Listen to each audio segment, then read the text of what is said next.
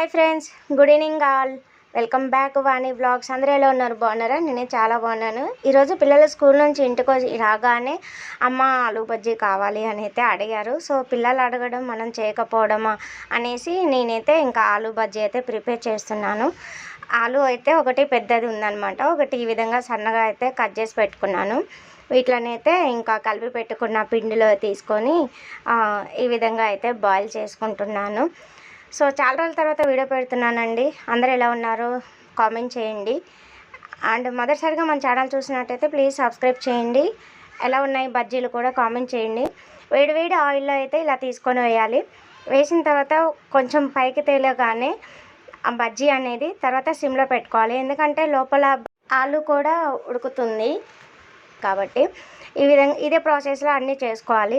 ఇవి చూసి మీరు బజ్జీలు కానీ లేకుంటే దొండకాయ బజ్జీలు అనుకుంటున్నారా? సో అవి అనుకుంటే పప్పులో కాలేసినట్టే. కాదండి, ఎందుకంటే మనం పొటాటోని మొత్తం రౌండ్గా కట్ చేసుకున్న తర్వాత మిగిలిపోయినవి ఉంటాయి కదా సన్నగా, వాటిలోనైతే ఈ విధంగా వేస్ట్ చేయకుండా ఈ విధంగా బజ్జీలుగా వేసాను అనమాట. సో వీటికైతే నా పిల్లలు ఫింగర్ బజ్జీలని పేరైతే పెట్టారు.